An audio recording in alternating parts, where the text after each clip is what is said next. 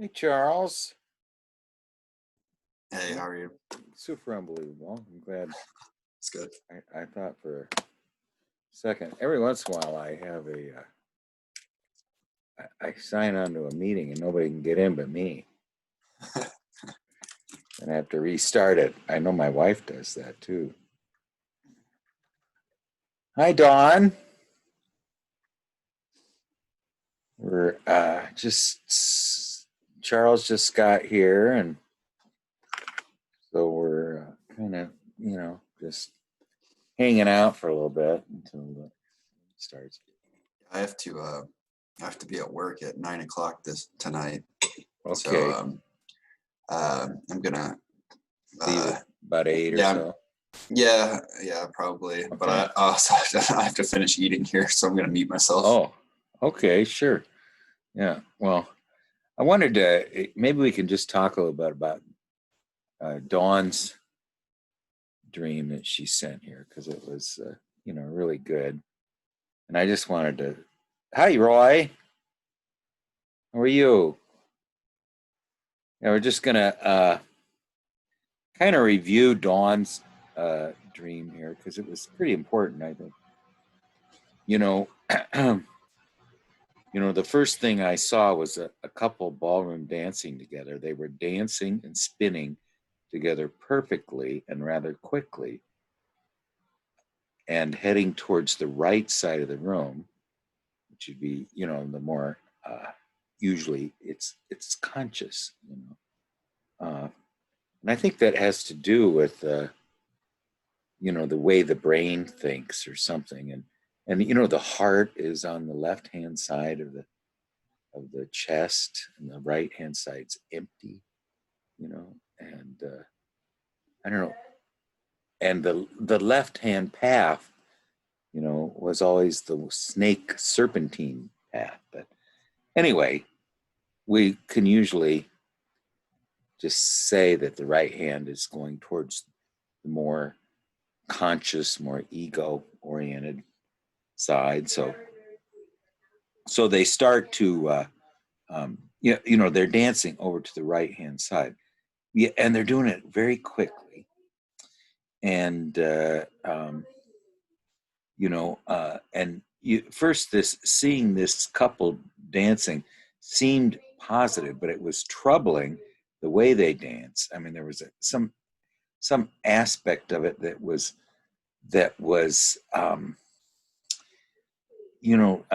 just there was nothing about it that was deep and moving. I mean, it lacked the symbol. It was surface. There was no seriousness in them, or even more important, there was no beauty. They just seemed to be having a fun time, and were oblivious to everything else.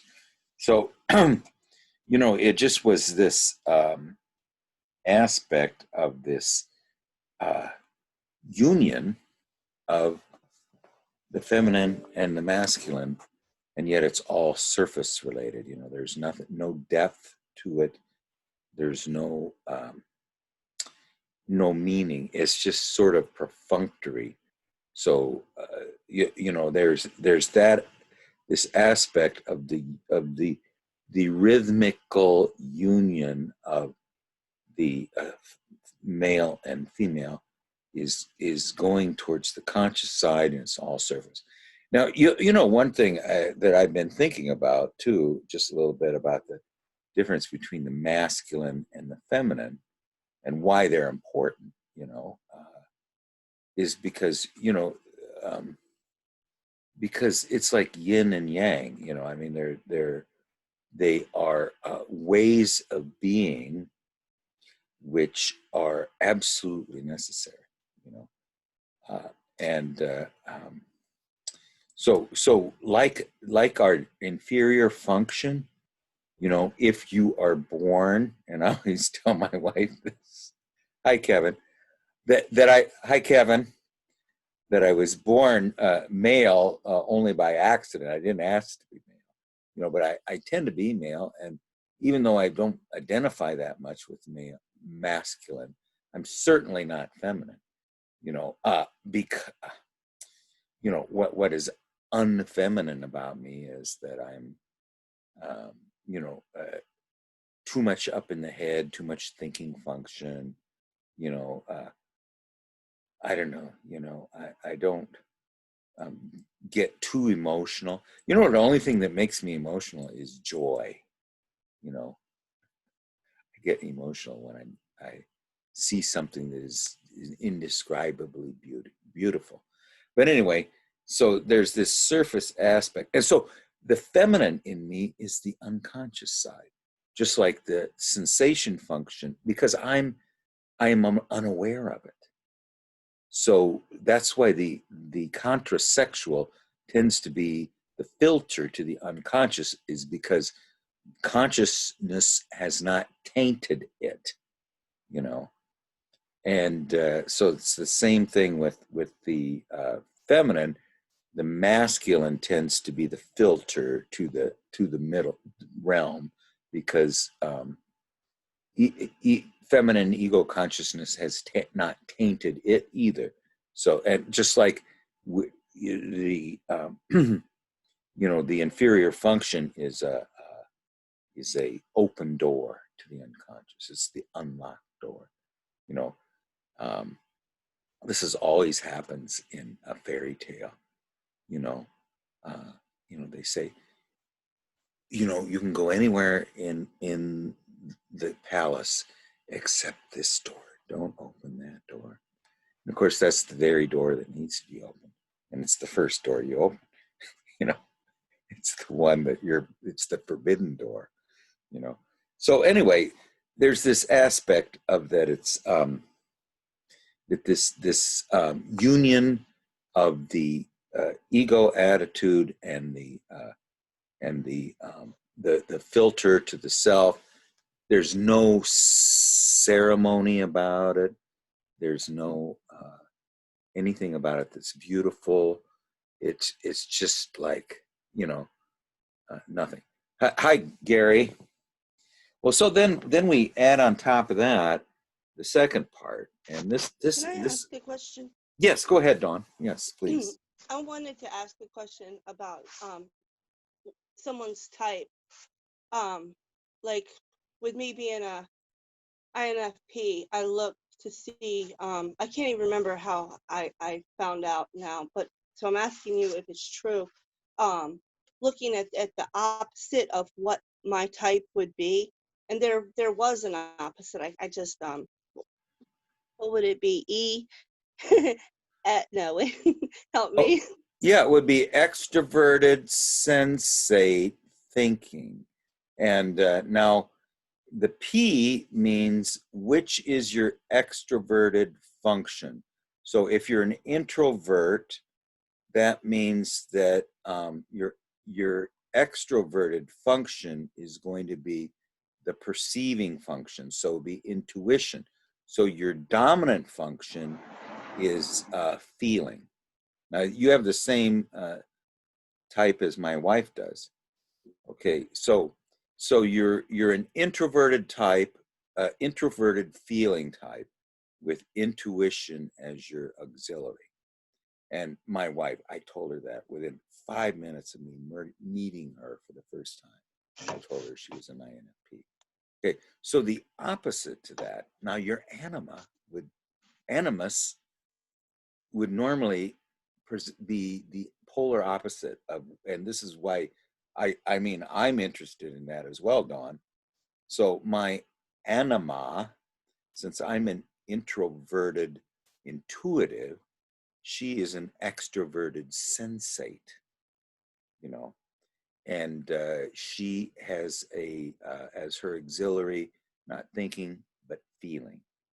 So she would be, now the extroverted function would be in her case a perceiving function. So where I am an INTJ, because my extroverted function is thinking, not intuition, her extroverted function is also her dominant function. So she would be an ESFP. So, and the INFP, the introverted feeling type, her animus, and this is why my wife, I think, has a lot of problems with the animus. She would be an extroverted. The animus would be an extroverted thinking type, you know, and so that would be it would be an extroverted, sensate, thinking. It'd be an ESTJ. Is that right, Kevin? The opposite of an INFP? It would be for her ENFJ. ENFJ. Well, she's an INFP. Yes. So why wouldn't it be a ENFJ. ESTJ? I mean, the polar opposite. You know, someone who's absolutely does not speak our language at all. That's the other thing. What do you think? For her, it would be ENFJ because her dominant function is introverted feeling, Mm-hmm. and the total opposite of that is the same function with this how like her shadow personality would be ENFJ. The same for me. So my shadow personality would be INTP. My shadow personality is ENTJ because I understand more language of an how do I explain this? Because in Jung's psychological type, he says the most conflict is when you have the same function with the opposite attitude. Mm-hmm. So for her, her opposite attitude, because her dominant function is introverted feeling, her opposite attitude would be extroverted feeling. Hence ENFJ, because ENFJ has dominant function extroverted feeling. Well, for her, it's introverted feeling. They clash all this time. Like they clash. Well, the anima, as well as the shadow, is opposed to the type of the consciousness. So you know, my anima would, I think, I mean, I guess you could say she's an extroverted intuitive. I always thought she was an extroverted sensate, but that might explain a little bit more. The shadow would be an extroverted.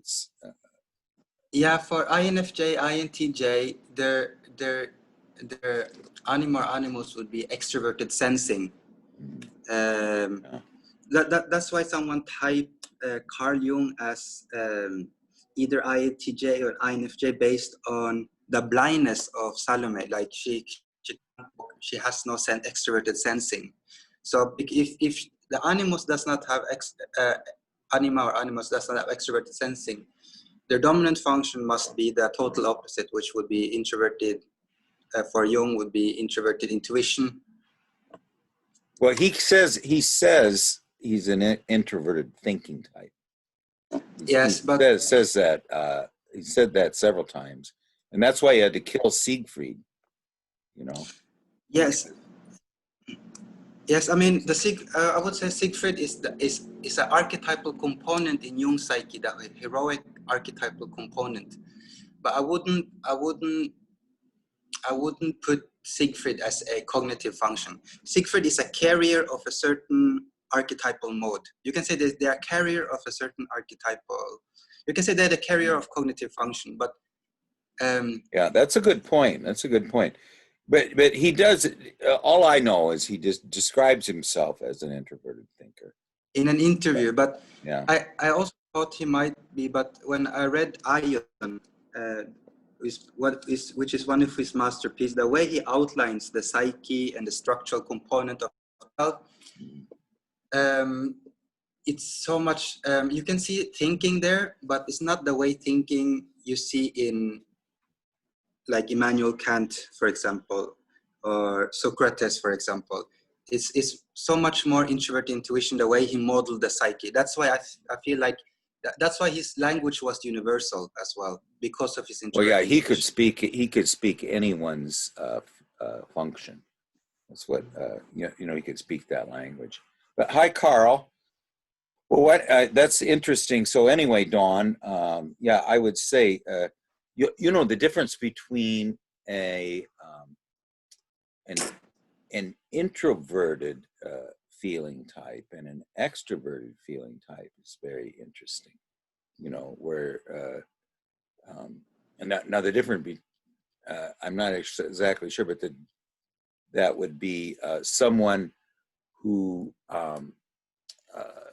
you know whose feeling function is inward. Now my wife is introverted feeling type, not extroverted, so she tends to be very intimate, where an extroverted feeling type would tend to be very gregarious and possibly just surface type. So that might have something to do with your animus being so non-intimate. He's just all about having fun and not about the meaning feeling. But I just wanted to finish the last part of this because it's so beautiful. You know, there is a table in front of me with 4 people, and we can't see their faces. Focus is not on their identity. Now that's very interesting. His focus is not on their faceless, um, faceless personifications of consciousness. Okay, and we turn all the vessels, the alchemical vessels that we're putting on their table, upside down, so they aren't receiving. You know, so they can't be filled while they're upside down. You know, it would be like trying to pour water in a glass that's upside down. How do you do that? You know, all of it runs out. You would think, you know, now if you were it's just that image there is very beautiful. You know, I mean, it's just absolutely stunning. I'll say it's even more than a little beautiful, you know.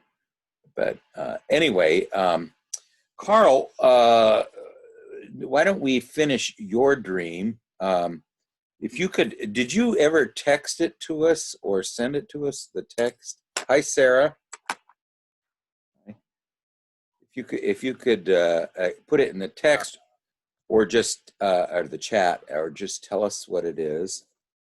And by the way, I thought that last session we had on Sunday was really good. I don't know if everybody else had a good time, but Black book session. Yeah. Well, it was the one on the black books. Yeah. Yeah. Yeah. That was. I could copy and paste the text, or I can just tell it to you again. Well, yeah. Why don't you? It's good to have both if you can. I mean, I know Gary likes it, don't you, Gary? Okay, so let's see. I'm looking for that, and I'll just tell you. Yeah. So the dream, I think the dream, there might have been more, but what I recalled was I was in an apple orchard, and I leave the apple orchard, and I'm running down Route 1 from Northport, Maine to Belfast, Maine by myself. And I go by the owner of the apple orchard. Well, their property or their house. I don't know who this is. It's just some random house my dream made up. And I keep going, and I go by my grandparents' old house. And next to that, there was another house, which actually isn't there. There's a gas station there now, but and outside of there were a bunch of wicker bassinets, I guess you'd say, or cradles, and they had veils around them. And I went a little bit further, maybe another 10 or 20 yards, and there was a very tall woman, I would say in her late 30s, and brunette hair tied back somewhat, kind of curly hair, with a long peach pink diaphanous nightgown on. And she had to have been about between 8 to 10 feet tall, but she wasn't a giant. She just had, like, the gown was very extremely long from the waist down, as if she had like 6 foot tall, 6 foot long legs. And I kind of jumped up through the air and floated in front of her face, very close, and she was kind of stunned. I came up to her level. And I was pretty close. When I jumped up, can you hear me? Yes. Oh, okay. Still looking for the text. I was Oh, kind of. I've got it. Oh, Go you ahead. found it? Yeah, Okay. yeah, I do have it. Let me just see. Okay, so I was very close to her, and she was like, "Whoa, dude."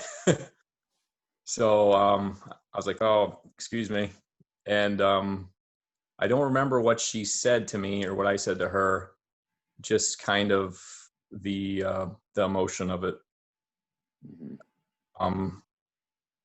So yeah, it was basically she was like, "Oh, you're a little close," but she wasn't mad or anything. And I asked her, "How are you so tall? Are you standing on stilts?" And she said, "Yes." But if you look, she didn't look like a still walker. She was very, very graceful, like floating like an angel or something, you know, supernaturally. So that's the dream. All right, well, let's get started. I do have the text here. Okay, and I'm going to send it here. Now, any dream is, we just go through it. A lot of these dreams that have been so hard to think that they mean anything at the beginning always turned out to be beautiful. There we go. I just put it in the text. Hi, Ivan. How you doing? Okay, we're gonna just go through this one step at a time. Okay.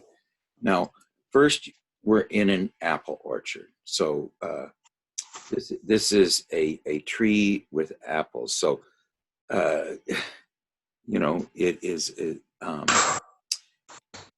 it's sort of like the point of departure is an apple orchard. Okay, so it's a trees with apples. I mean, and the only thing I can think of off the top of my head is Eve and Adam, but the fact that it's an orchard, it's a tree that is full of fruit, rooted things that bear fruit. Let's just call it that. We don't have to go to Eden, but it's rooted things that bear fruit. And you're running to get somewhere. Okay, so you were in this rooted place with that bears fruit, and you're trying to get somewhere. And you went by home. You went by the home of whoever owned the orchard, and kept running. I forget where you were running to. So we don't know who owned the orchard. So that's again this kind of a very interesting place of all these. I mean, there's just something about an apple orchard that has a feeling that is very special. Okay, I mean, all this they're just laden with this what bears fruit, and so then you are running by your grandparents' home on Route 1. Now, is this really on a Route 1? Yes. Yes. Okay. All right. Well, again, the grandparents' home is the home of the ancestors. So first, we're in the rooted place that bears fruit. Secondly, we go to the home of the ancestors. And so both of these things are this departure point. We run from the rooted place that bears fruit to the home of the ancestors, and then the next house had wicker cradles outside of it, so it is a place to contain the newborn. They have it's like say a place that sells boats, but this is a place that sells uh, uh, um, receptacles for what is newborn. And you know what Jung says is ego is the cradle or the stable or the manger in which the Christ child is born. You know, the ego is the stable where the new God is born. Okay, so these seem to be all representing this many this richness of waiting for the new God, or waiting for the new birth, waiting for the you know, the idea of the symbol is a birth of a new attitude. It's actually, it represents the philosopher's stone, or it also represents the new king. The old king was old Senex, and the new birth is this kind of a power, you know, that is going to change everything. You know, it's the sign of life is a becoming thing. You know, it's always coming into being. There is anything that is static is dead. You know, so there always must. I mean, this was what Meister Eckhart said. You know, that every day he was reborn as a new being, and the Buddhists say, well, yes, but every breath is you are also reborn. You know, and you know, Martin Buber, when he became a Hasid, there was this wonderful saying of the Baal Shem Tov, who's the guy that founded Hasidism. He was called the master of the good name.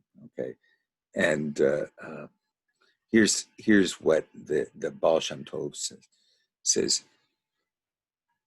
He awoke from his sleep with fervor. He rose from his bed with fervor, for he had become a new man, worthy to create like the Holy One, blessed be he, when he created his world. So, I mean, this sort of describes what the announcer of the new God is, what we were talking about. You know, Elijah was an announcer of a new God. John the Baptist was an announcer of a new God. Young is an announcer of a new God, too. Doesn't know it. But anyway, you are the announcer of a new God. We all are. And it's this one that is going to come into being, going to be born when ego decides to become an empty vessel, you know, for soul. It's going to give up its role in the outer world as this willful thing that thinks it's the center of the universe. And, you know, Jung always said, I've said this before, but, you know, discovering that you need to be the empty vessel for soul, for the middle realm, is like Copernicus discovering that the earth goes around the sun and not the sun goes around the earth. So, I mean, it's establishing a new center of gravity, you know, this new birth. But that's also very much what alchemy concerned itself with. But anyway, it's just very beautiful that you go from the place, the rooted place that bears unlimited amounts of fruit, as far as the eye can see. Then you go to past the home of the ancestors. Then you come to the place of the empty receptacles for the new God. For whose new God? It's your new God. You know, they're the empty receptacles. And they were surrounded by veil-like material. Yeah. So they're veiled. You know, I mean, this is very interesting. It was very thin. You could see through it, but kind of what comes to mind are like the Star Trek episodes when they'd have like belly dancers and they would have the you know, stuff on there they would be dancing with, like around swirling through the air. What is the meaning of a veil? You know, it's a very interesting thing to wear. A bride wears a new veil.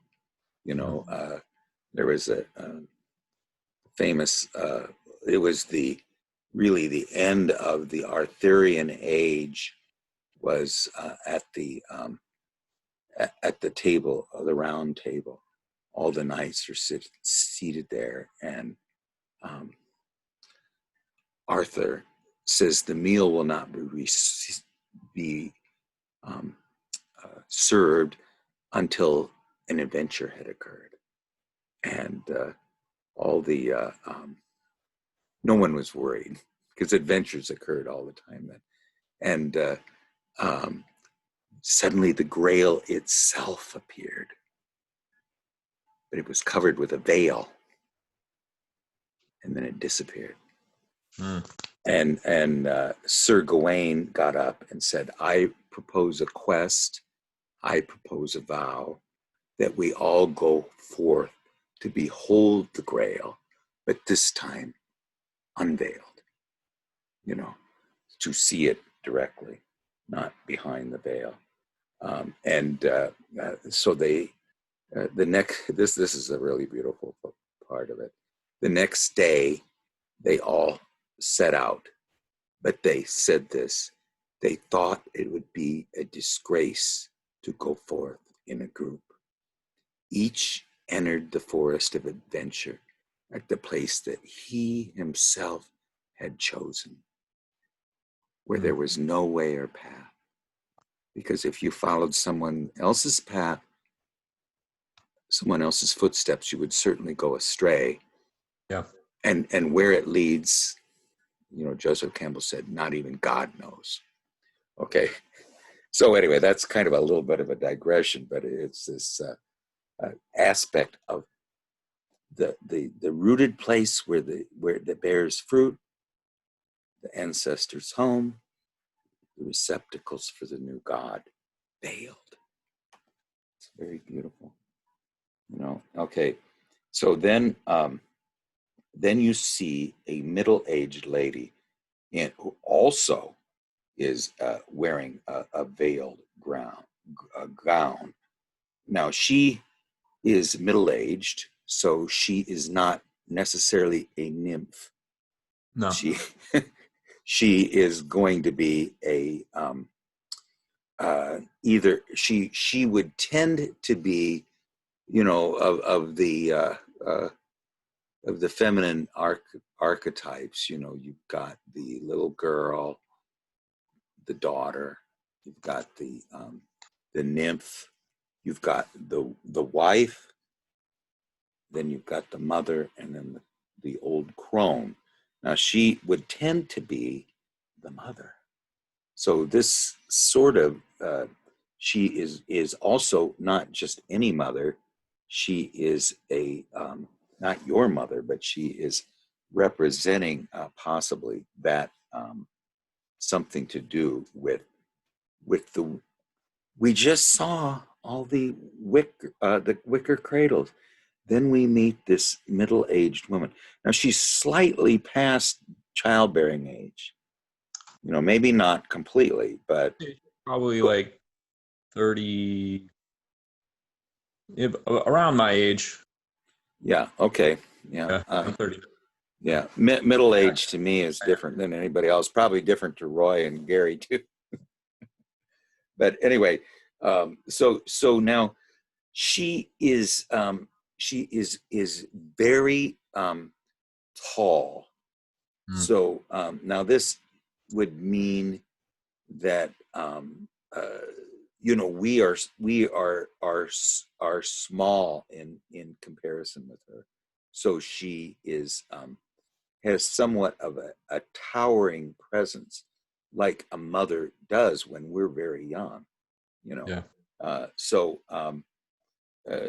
But yet she's the scale of a normal sized woman, but the gown was very long. You assume she was on stilts.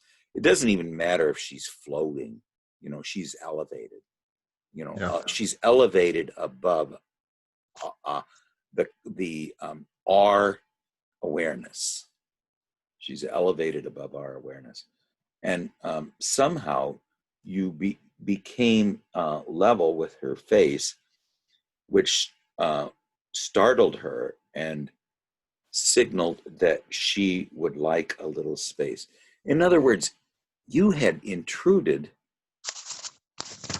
on her her level, which is above your consciousness. So you were being very presumptuous to assume the same level that she has. So there's a presumptuousness there, you know, that is not really appropriate, you know. And all these reminded me of the Garden of Eden, childhood, mother symbols, etc. Well, yeah, you kind of have hit it, but I think the fact that we are a child in comparison with the mother. So let's just review it again, and then I'll turn it over. We come from this place of the earth with the roots that go down and deep into the earth, and what comes up like a fountain out of the earth. A tree is like the fountain of the earth. You know, it spreads like a fountain, and yet it bears fruit, red fruit. You know, typically. You know, so it has something possibly to do with the feeling function. Then we go to the home of the ancestors, the collective unconscious. Then we go to the place of the receptacles for the new child. Then we see the mother, and she's elevated above us. We, which seems to me to be a very presumptuous move, at least she thinks it is, to try to assume her level is something that we're not really suited for. And I think that's what probably more offends her than anything else. I mean, she's operating a level that we're not aware of. And now we've moved up to her level without assuming her consciousness, you know, so we've just artificially assumed her level only on a height basis, but she was basically floating above the earth. You know, there's just this idea that she can move across the earth. But you know what? Daisetsu Suzuki, you know, they used to ask him, "What's it like to achieve satori?" And he'd say, "Oh, it's just like normal life, except your feet are 4 inches off the ground." You know, so there's this aspect of that. It is, you know, there is a miraculousness about the union of the inner and the outer world that the outer world can't understand. Well, anyway, Roy, I did I do enough digression there? Digressing. Yeah, that was very good, Craig. I liked all that. This word aloofness, you know, keeps appearing to me. The woman is aloof. You know, if you're not an aloof person, it's hard to comprehend that. It can look like elevation. You know, aloofness. This woman to me appears to be aloof. That's about the only different thing that I noticed. It fits your interpretation too.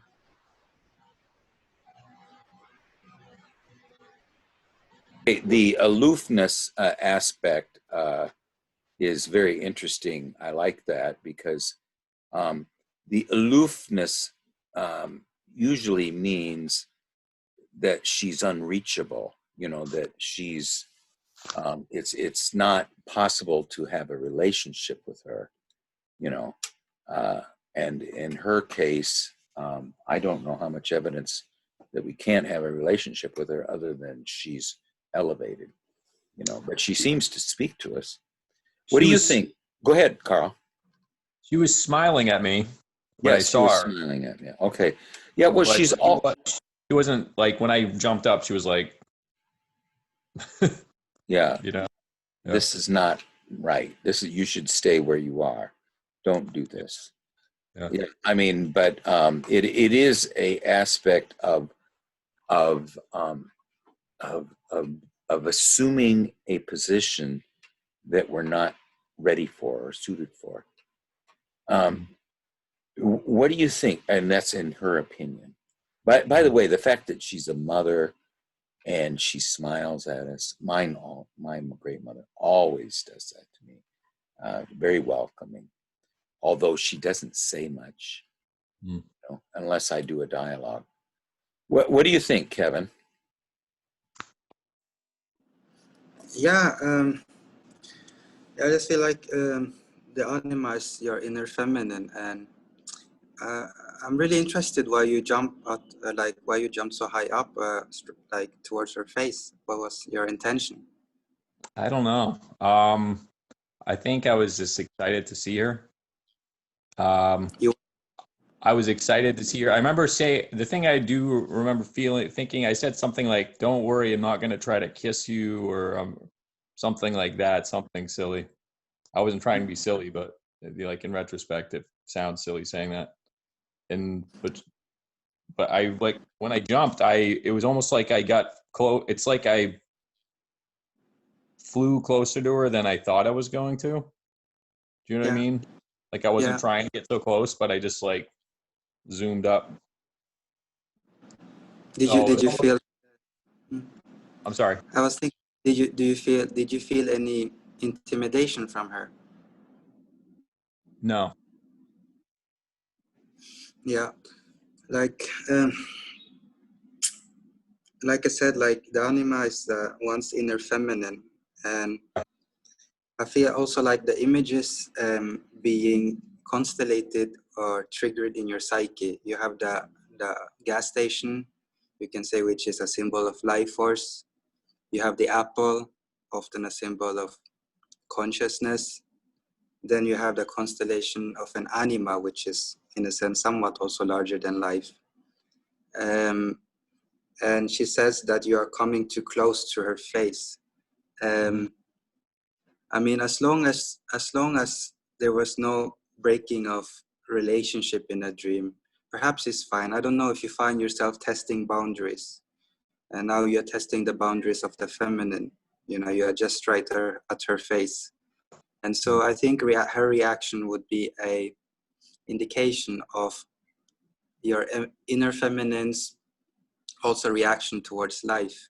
You know, she is life, and so yeah, I cannot see that there is any negative anything in the dream. I just feel like it's an introduction towards the face of life, and the face Okay. of life is now staring back at you, and she also reacts.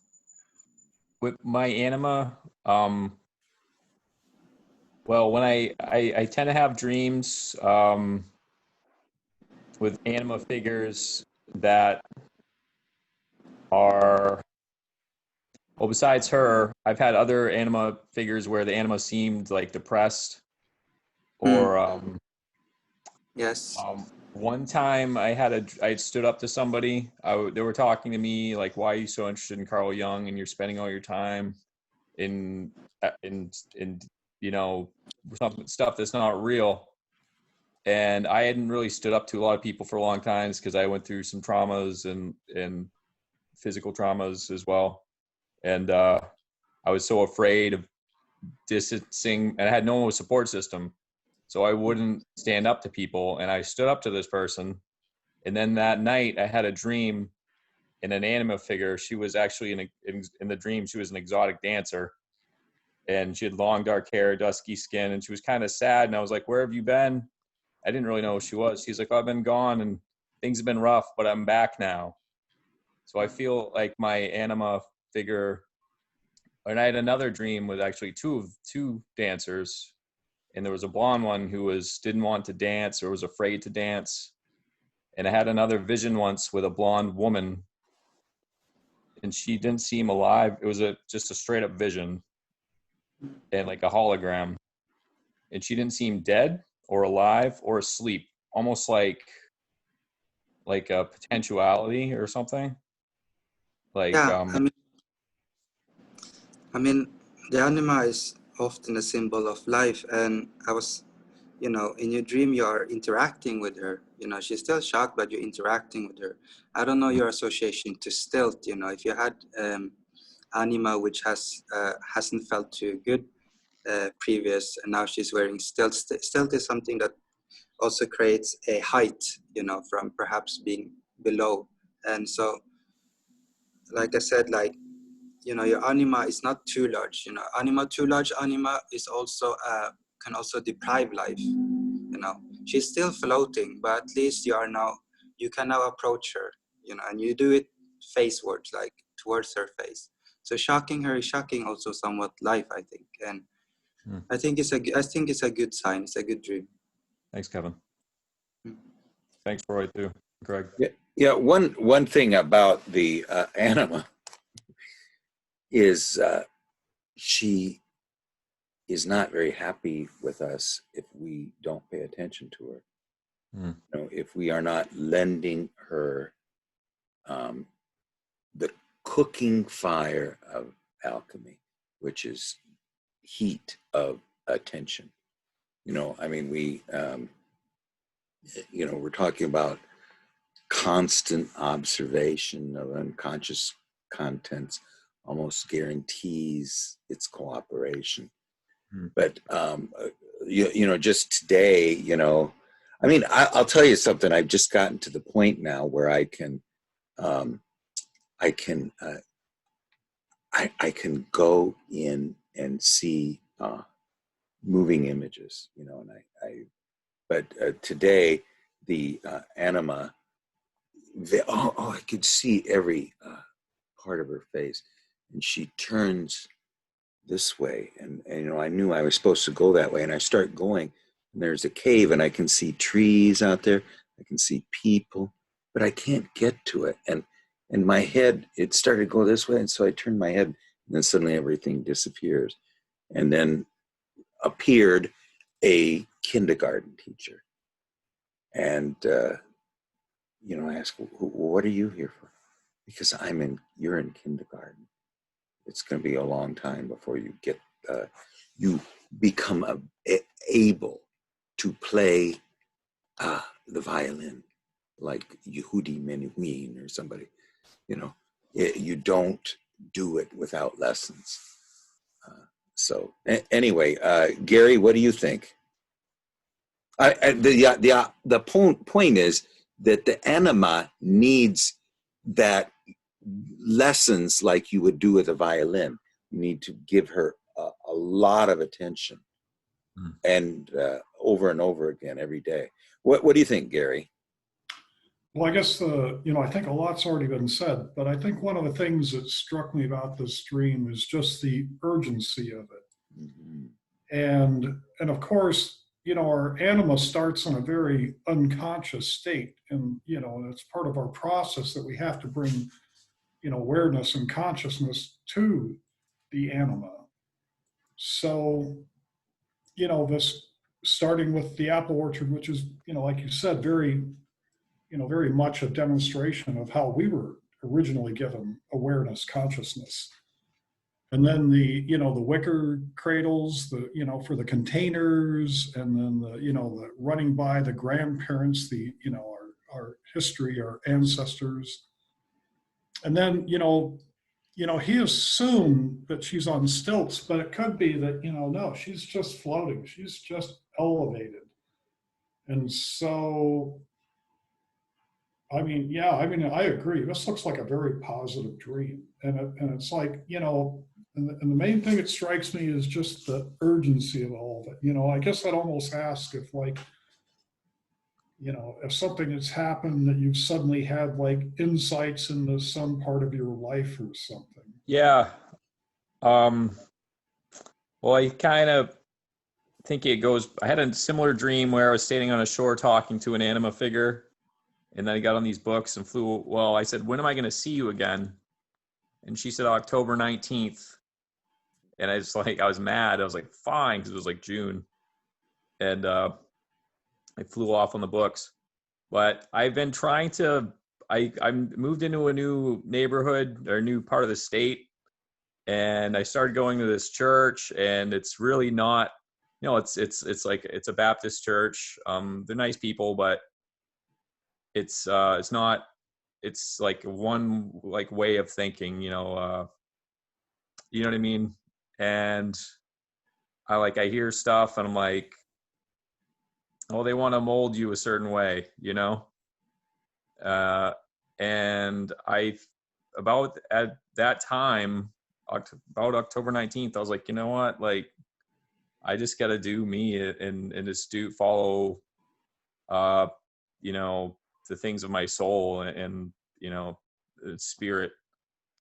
So I kind of broke out of that. You know, I'm still attending the church, but like, it doesn't matter to me so much what anyone thinks about me. You know what I mean? Like, I'm gonna follow that path. I'm not gonna try to conform to anybody. So I think that has something to do with the dream. Well, you remember when Young was a young boy, he saw this throne of God above the church in Basel, and you know, he drops defecates on it and destroys it. And the idea there was that the collective was not for him. The collective, he needed to find it within. Now, Sarah, if you're probably new at this, you don't have to say anything, but could you maybe just like, if you had this dream, do you have any either thoughts or like, you had, let's just say you had this dream. You went from, I like the way Gary puts it, that it's the beginning of consciousness, Eden, the apple orchard, then goes to the land of the ancestors, goes to the land of new birth, and then goes to sea. And I'm not decided yet, maybe everybody can vote on it, whether this is the anima or the great mother. What do you have any thoughts, Sarah, or not?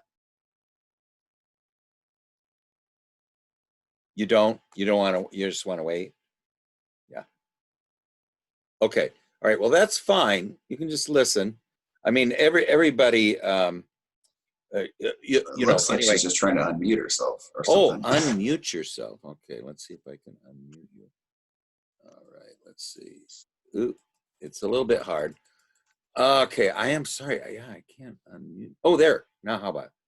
Can you talk Wait. now? Yeah. Can you hear me? Yes. Can you hear me? Yes. Okay, cool. All right, so for me, if that was my dream, I would think of it as being rooted. Of course, the trees are rooted and the fruit is red, and red is usually a symbol of grounding and being rooted. The part that's really interesting to me is the cradles, or the wicker cradles with the veil, the protection. The veil's like for protection, to protect, you know, the fruit, I guess. Maybe the fruit that will be bared. The cradle is to protect it, to encase it, and the veil is to protect it. I don't know. Yeah, go on. Is there any more? Do you think? Can you hear me still? Yes, sure. Okay. And I would think of the lady as the anima for sure, and putting it high up above you, kind of like on a pedestal. Yeah, she's more almost, transformative. maybe. Yeah, see, I always got criticized. And maybe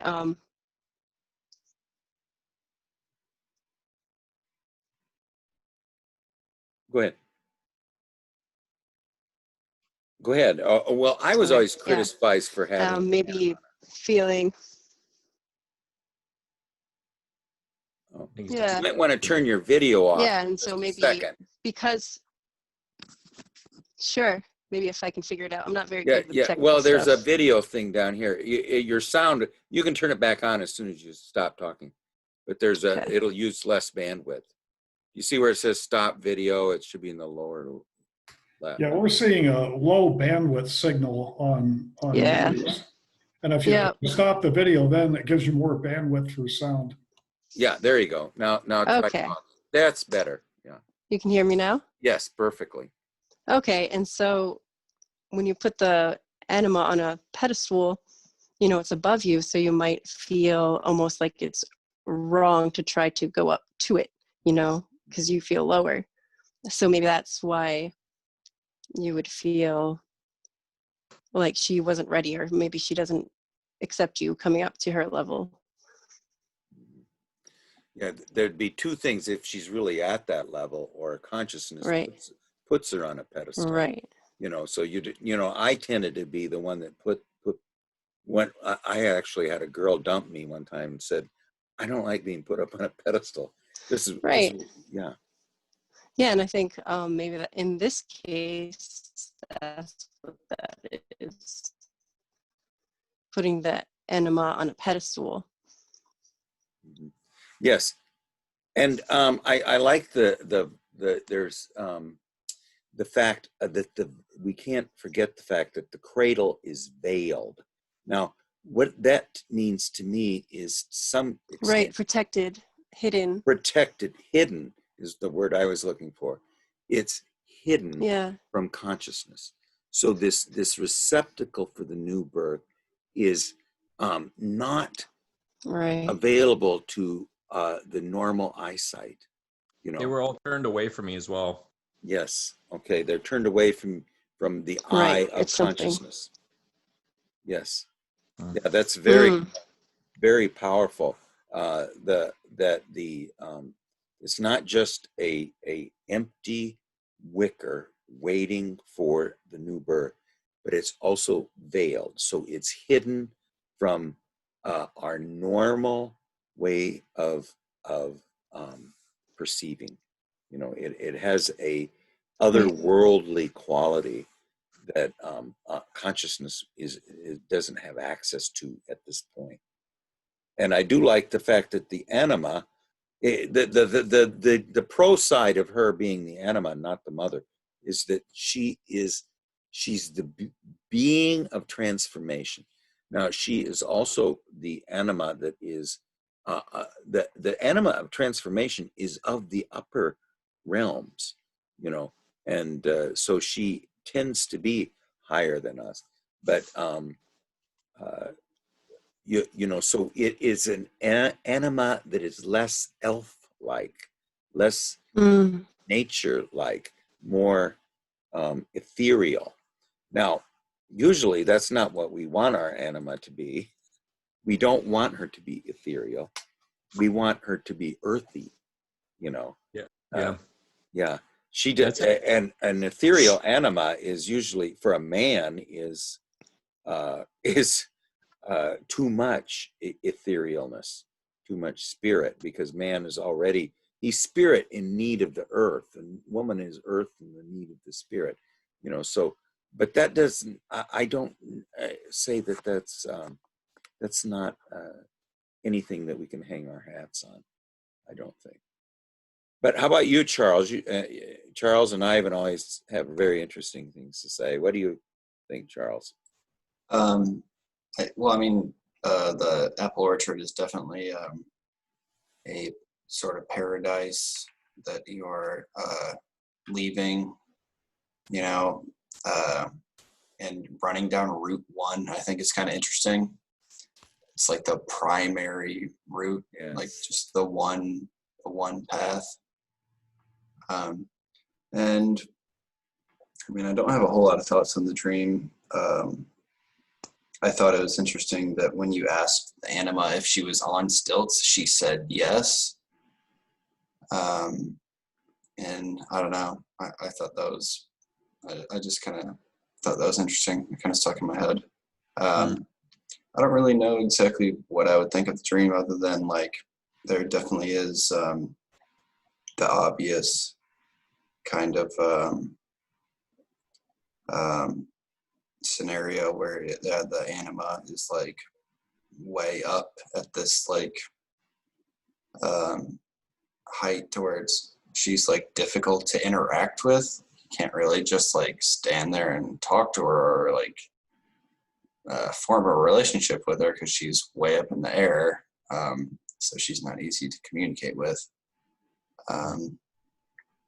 So yeah, I think that's the primary takeaway. But yeah, of course, the veiled bassinets are really interesting. That, yeah, like the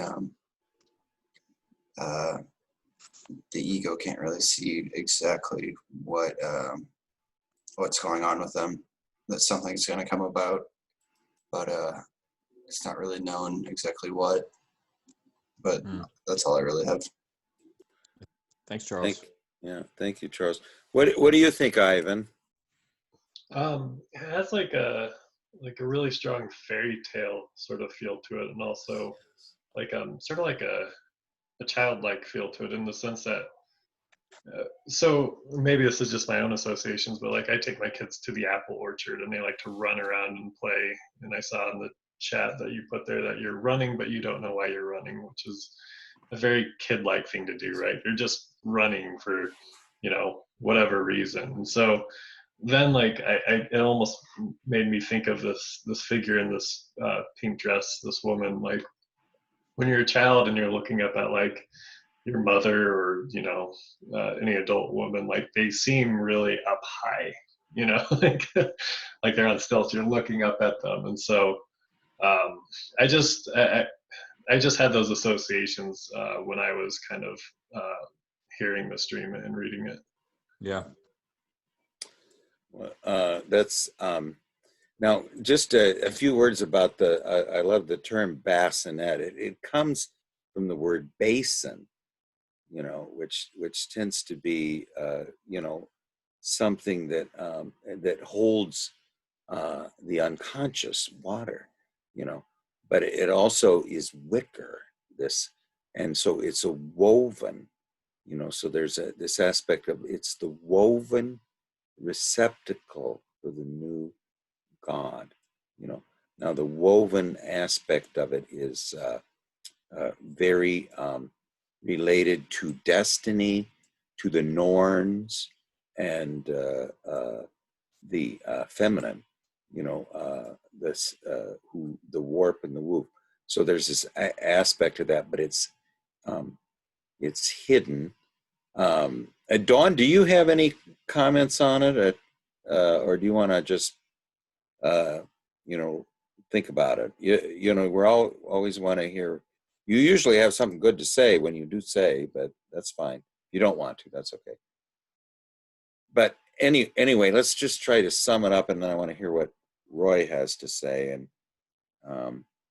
everybody else one more time. So we start at the rooted place of the feminine, or of the fruit, which is also, as everyone was saying, the place where consciousness begins.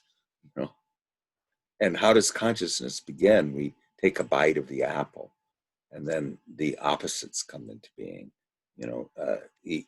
Good and evil, but they're just.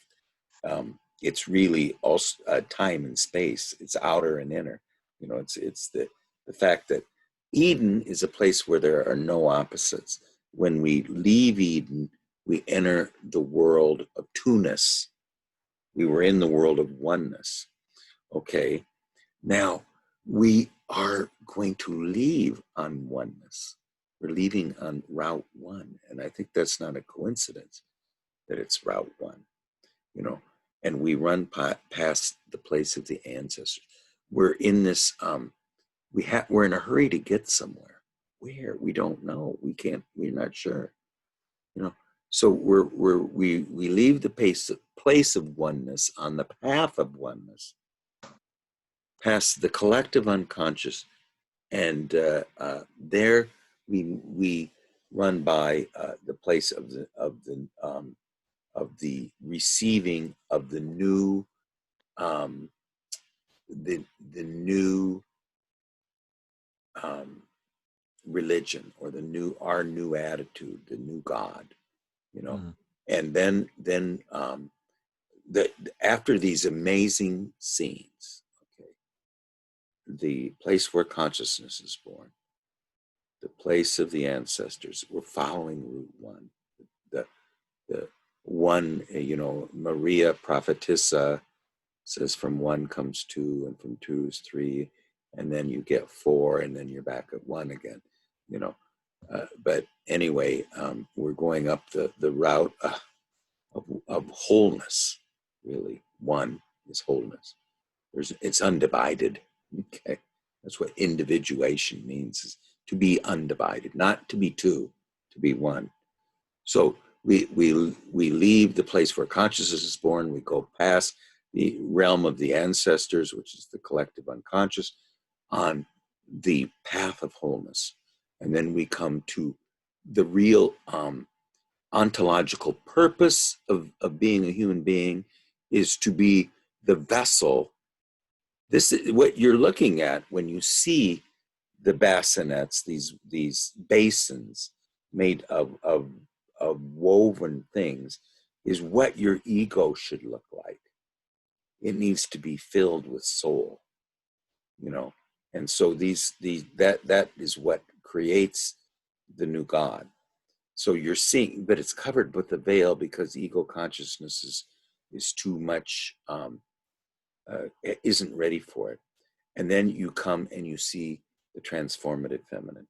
Now she's at a level above us. In other words, her consciousness has united with the lower and the upper worlds. Heaven and earth have been united in her, you know, and we rise up to that level, and it's inappropriate. We're not ready for it. So we see those first three things, which are these wonderful symbols of the path that we need to be on. We need to know where consciousness began. We need to be aware of the inheritance of the ancestral realm of the collective unconscious. We need to be the empty vessel for soul. And here is soul. She's standing there, and she's we are at too low a level to be with her. So and remember that that's pretty much a scene of 4. Now we're in a big hurry. What were we in a big hurry for? We were in a big hurry to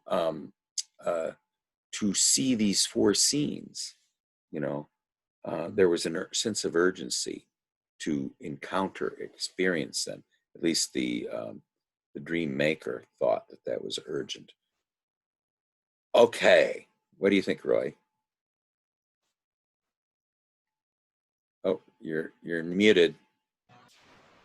Yeah, Carl, how old are you? 39. Okay. Well, you already went through your Saturn return. For me to sum this up, you know, because my dream away, what I'm getting is, you're a man that can take the reins. You know, I think the gods like you because you're eager. You got some libido, but you have things to learn.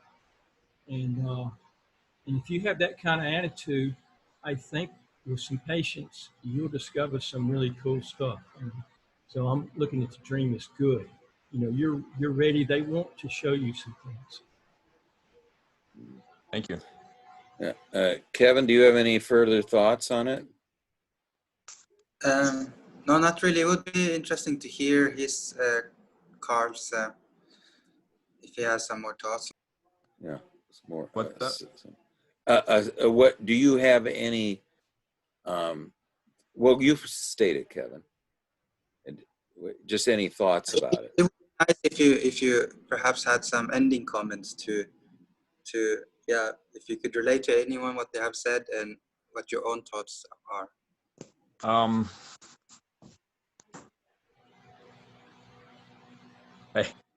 I think everyone's, you know, taught. I had more of, because I'm very new at this, a lot of literal, kind of almost literal interpretations.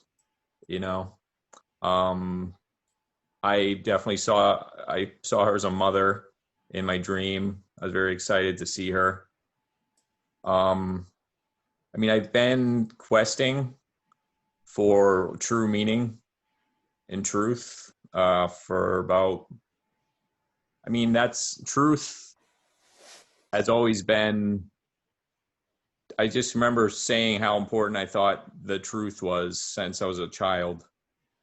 And I've just been trying to find deeper truths. And, you know, I was atheist for a while, like in my 20s. And and then agnostic, and about 3.5 years ago, I had, well, before that, I had a spiritual awakening, Buddhist, when I read some Buddhist stuff, and something just like, bam, like just stuff just clicked, and I had been in a really bad place, and for like a whole month, I was like totally like, everything was like water, like right off a duck's back, even though I wasn't meditating or anything, but just hearing the Four Noble Truths in the I think it's Eightfold Path, and within the, I don't know, just got caught up in things of the world. But about 3.5 years ago, I had a spiritual awakening, I'd call it, and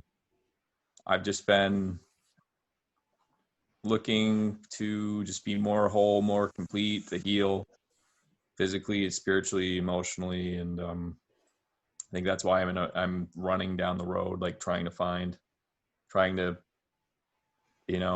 get to wholeness, basically, or whatever. Let me tell you something about truth, Carl. Truth is an acorn becoming an oak tree. I had an acorn. That's really interesting. Something happened with somebody this winter, and there was, the whole day it almost seemed numinous. And I remember driving by, I think it was a chiropractic place, so a spine or something, or an acorn, and then a spine, and then there's a tailor there. I've only been by this place like twice or 3 times in my life. And the name of the tailor is Young's Alterations. They're Korean, and their name is Young, Jung. And it was a day I had like shocked somebody out of my life who was trying to control me, and kind of, a head case. And I drove by that, and with the spine, it was like a dream in real life. I've had some of these, and sorry, I'm getting kind of, I'm lost because of just like the emotion of it. You know what I mean? I'm tired too, so. Well, yeah, often when someone helps us with our dream, we're reeling, and so we don't really know. It might not resonate with us. Usually, we have to incubate it late. What everyone's sleep saying on is resonating with me. It's just I'm having a hard time like intellectualizing it. Well, yeah. I just wanted to say something about truth, because truth in this day and age is the world of where the gods are. Remember, Philemon and Baucis were the only 2 people who served the gods. Everyone else, since they still honored the gods, they were given a gift from them. But, but the idea of truth, there's 2 aspects of the original word for truth. It doesn't mean proving a fact, or anything like that. And it doesn't mean a universal truth. It means our own truth. Now, our own snake. Jung always had this image that he had a rhizome, or a root within him, and that root needed to flower properly. Now, the problem with the ego is it's, even though it's not really a problem, it's a great benefit. It is separated from its source and its root. Mm-hmm. Now, what it needs to do is to become an empty vessel for the root, so that it can become an acorn.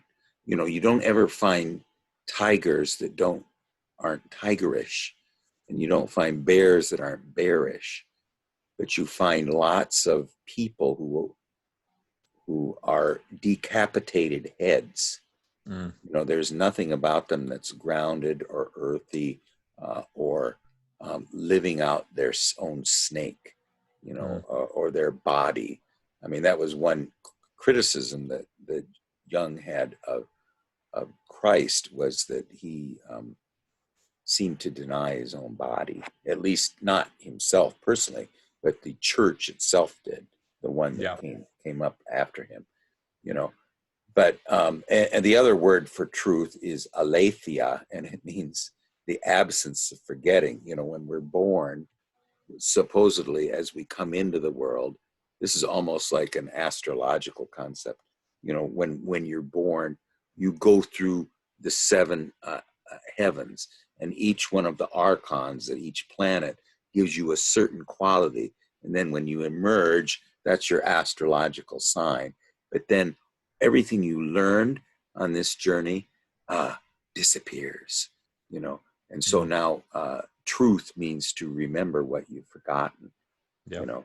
But I think that it to me, as a decapitated head, I like the image more of to become, to know what your rhizome is, and to be in service to it, to your own root. Now, this isn't in service to the root of the Baptist church or to the root of any church. It's to the root of the source within you, which we all share. But you are principium individuationis, you know.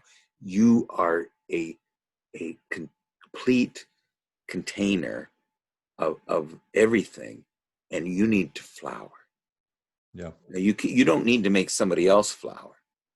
You need to flower. Well, you can help them, but not until you flower yourself. You know. But anyway, I just wanted to say that about truth. Thank you. So in Jungian psychology, the idea is, it's not Jungian psychology. It's rediscovering. Okay, what's a vision quest?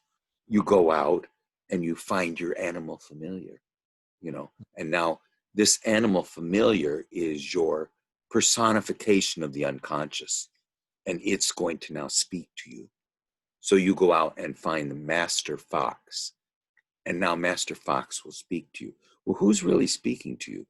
You know, it's the self speaking to you with the form of a fox, you know. So that's the idea of the vision quest, is to go out and find your familiar.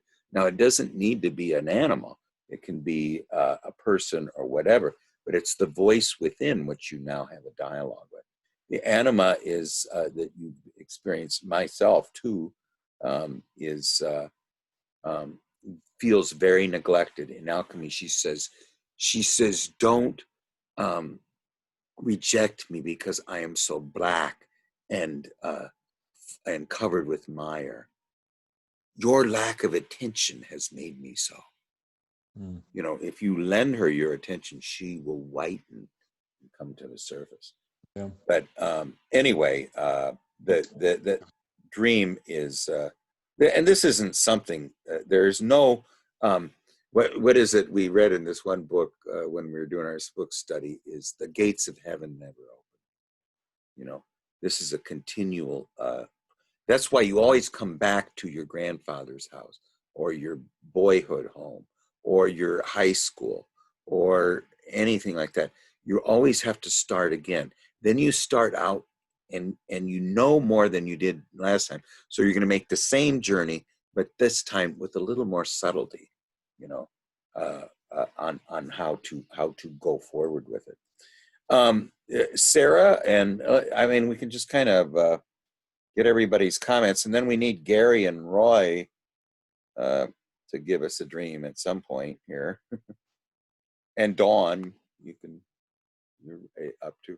But does Sarah or have you any concluding thoughts or not? Do you need me to unmute you again? Well, I can see if I can do it. Oh, there. Oh, I had you unmuted for a second. There. Oh, we did it again. Okay, go ahead. I think I'm overriding you. There. Okay. Yeah, you might want to turn your video off for just a second. Oh, yeah. Yeah, just for a second. Because you sound so much better that way. Yeah, go ahead. I don't really have too much else to say about this dream. I know we've kind of gone off the topic a little bit, and not off the topic, but we've kind of rolled away a little bit. So I don't really have much else to add to it.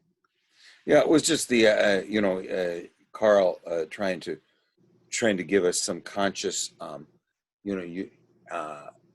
the background of his life experience, Right. and What led him which up was to it. yes.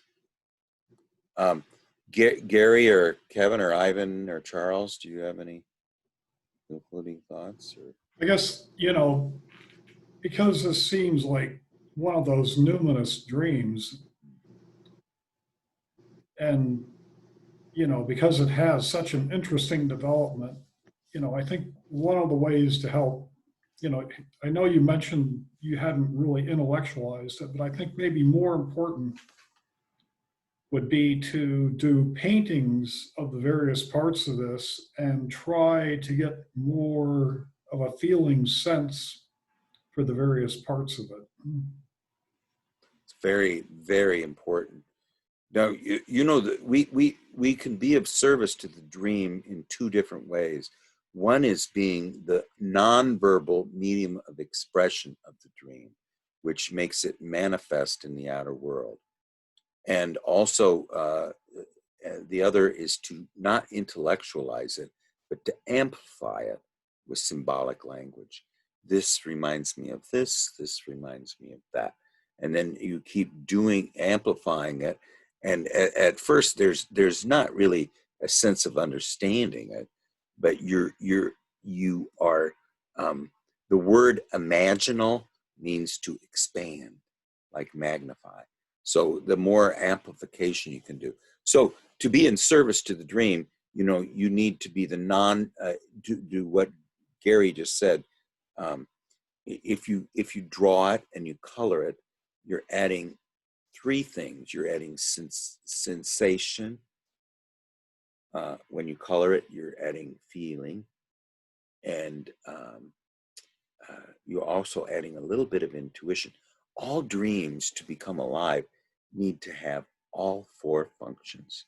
They need to have sensation, feeling, thinking, which is amplification, and intuition. So then what happens is then it becomes what Jung says after you do all this, and Robert Johnson says this too. After you've done it, you will never be the same. You have changed. You've transformed because of that work that you put into this. And then also the dream responds to, it loves to get attention. So now the next dream is going to respond to the work that you put onto it. So you change, the next dream change, it's leading somewhere. Yeah. So could you do that with a song as well, or pardon me? I'm horrible at drawing and painting. What about, can you do is a song? Sure, certainly. You certainly can. But also, though colors and form, now Jung said if you're not a very good artist, just do hieroglyphs, or just do circles and squares like you would do in sand painting. But if you can add song, it is wonderful. Okay. Are you? Do you know your psychological type, by the way? I think I'm an INFP. Other people have thought of INFJ or INFT, I think, or INT. I can't remember what they said. Yeah. Well, I would say INFP would be very interesting, and so would INFJ. But I'm an INFJ. And can I just make a quick comment? I just find Carl's, because he made comments that he has a lot of anima dreams. And I feel that to be very significant because, like in my case, I have a lot of shadow dreams. So I take often shadow more seriously than my anima. It's not that I don't take, in a sense, anima non-serious at all, but it's just my psyche now is wants to work on that. And I feel like your psyche is, having all of this anima dream, and like you said, you're 39. I feel like, I don't know. I feel like the psyche is the best for me. The psyche is the best compass, like where to go in life, and rather than just go where our ego goes. Psyche tells us where we can become our most true self, and that's why we call it true self. There is a truth to it. It's a truth that is beyond truth, and so I just feel like that could be very significant. There's a very instinctive part of that too. I mean, when Jung said, if the snake flees away from us, but if you follow it, you'll find something that you didn't know before. Ivan, do you have any concluding thoughts about this stream? No, I don't have anything to add to that. Okay. Well, anyway, I would think that the next step is either Gary or Roy or Sarah, if you have a dream too that you want to bring. We'll be here next Wednesday. You can bring a dream and run this gauntlet. I don't know how welcome that is to people, but the idea is it's free analysis, at least of the dream. And the one thing we don't do is what we were doing just a second ago, is Carl was giving us a little bit of his life experience background that was adding to it, but I don't know, I just spent a lot of time searching aimlessly for truth, and I burn out on it, and so it just always seems so much more natural to me, more Taoist, to just follow the way. What I think Kevin is saying is, you follow the dream, you follow the symptomatology of unconscious contents. That's the way of the psyche, and the only way you can do it is to record them and to lend them attention. Well, Gary or Roy or Sarah, do you any three have a dream that you just want to just tell us before we end, or do you think I can kind of describe? Charles, maybe if you don't, if Roy or Gary, do you have one? Not right away. I can start mine if you want. Yeah, why don't you just start yours? We want to do Charles's one about the heads, but okay. Go ahead, Roy. Okay, just a second here. I'm going to see if this works. Yeah, it does. I'm sending you this right now. Okay. And I'll put it in the text or the chat. Okay. Send it. Okay, let me get it. Go ahead. Let me get a copy of it myself. There it is. Oh, you got it. Okay, yep, you can just put it in the chat and we'll go from there. Okay. Oh, man, that's quick. Not Pony Express. Well, I know, it's amazing. The wonders of modern day science. Some checkout person told me one time. Yeah, that's it. Okay. Go ahead and just why don't you just read it to us, and okay. We won't have time to do it. Yeah. Sure, I'll just read it. Yeah, just go ahead. Very strange dream. Okay, it's called "Swinging with Barack Obama." It's the last dream that I wrote down. Okay, I was on a ship with President Obama. There was a vertical metal tube, like a periscope, about 4 feet in diameter. Not more than 6 people could descend into this tube at a time. I was in the tube near the hatch. I was ready to come out, but Obama was standing on the hatch. Eventually he moved and I came out the hatch. Then Barack and me went exploring. We were in a jungle and we were climbing up into huge trees. We were swinging in and around the trees. I was showing Barack plants and fruits.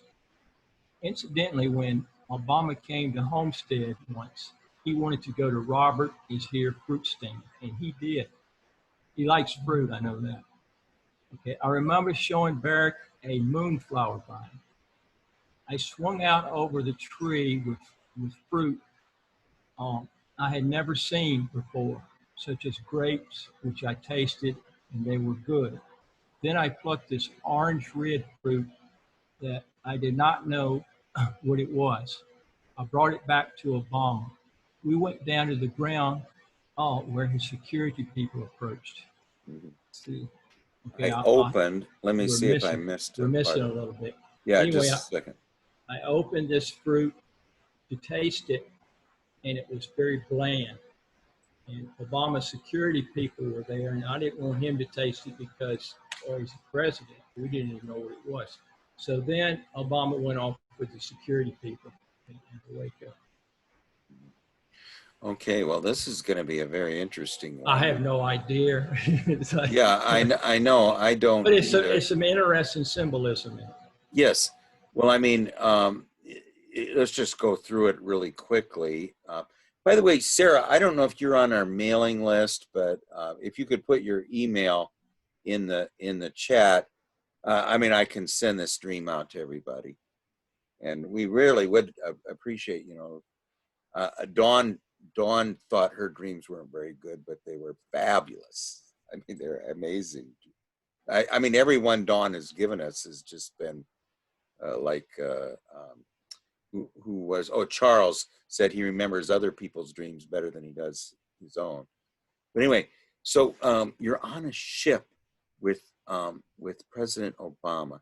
So this is kind of has an aspect of it is that you're on a journey over the unconscious. Now, with President Obama, I don't think he's a shadow figure. I think he's some kind of a figure of the center, of the ordering place, and you don't think he was a shadow figure? I don't think you. No. Yeah. No. Yeah. So there was a vertical metal tube like a periscope, but about 4 feet in diameter. Not more than 6 people could descend in this tube at a time. I was in the tube near the hatch. I was ready to come out, but Obama was standing on the hatch. Eventually he moved and I came out of the hatch, then Brock and me. Now, what's the purpose of the hatch? Is it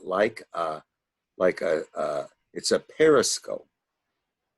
Yeah, it went down into the ocean. And down Kinda into like the going ocean. down into the depths. So And yes, only it's a limited reverse. amount of people could go in it at a time, and you went down into the depths.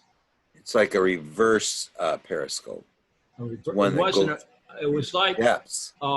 it looked like a periscope, but it really wasn't a periscope. It was actually a tube that you could descend down into the depths. So it was really it was something in which you could experience the depths.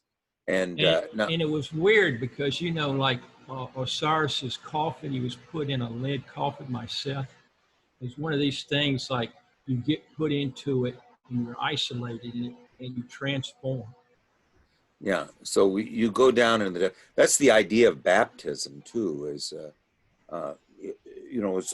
It predates Christianity, but what the idea was that you were to go down into deep under the water, deep into the unconscious, and you were to almost die, almost drown, and then they let you up.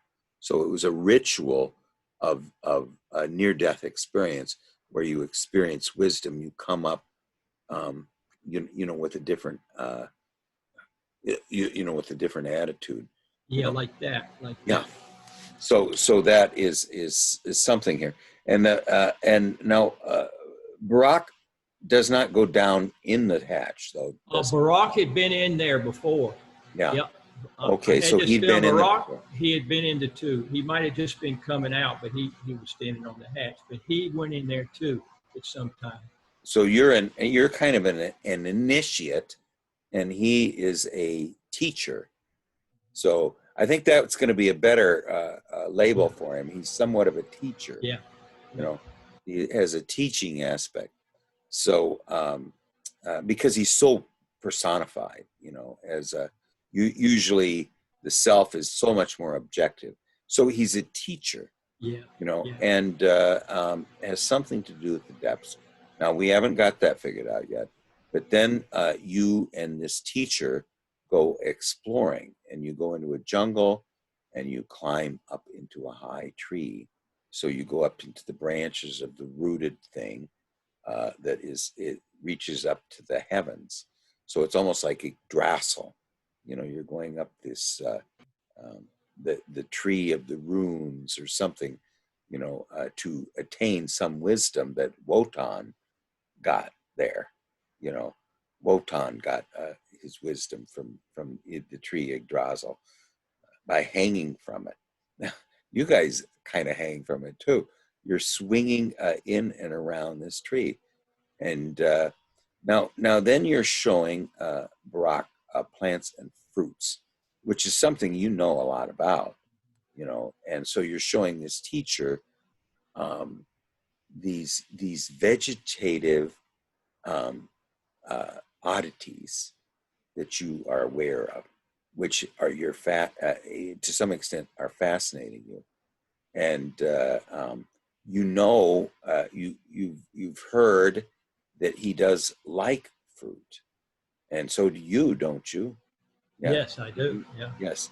And I mean, not just to eat, but to raise and to care for, Yeah. you know. And then you were showing him a moonflower. That's very, you know, you're showing him something to do with the middle realm, the flowering of the middle realm. And you swung out over a tree with fruit you'd never seen before, such as grapes, which you tasted and they were good. You plucked this large red orange fruit that you did not know what it was. So there was a lot of unknown fruits here, you know, and that you encounter after you and the teacher go into the unconscious represented by the forest, you know. And so you and the teacher go in there and you encounter a lot of things that you hadn't encountered before. Well, why don't we pick this up later? But I think what next time, if Gary, do you think you've had some dreams lately, haven't you, or not?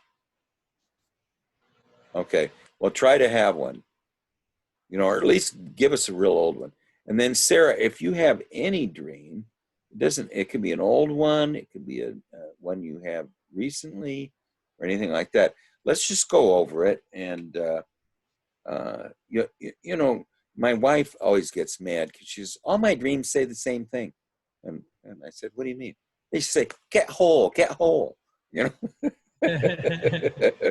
And I get tired of it, and I said, well, maybe it's because you're not responding, you know. I mean, you keep getting the same recurring dream.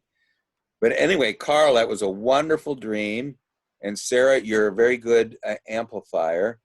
And I at the beginning, I went over Dawn's dream, which is really very good, that she had before, about the 4 people at the table with the cups turned upside down. So they're kind of the opposite of Carl's bassinets, you know. But anyway, well, we'll reconvene on a Wednesday, and we'll finish Roy's dream. And Charles has a really good dream, and we'll go over that as well. And Sarah, I'm going to send you and everybody Roy's dream here.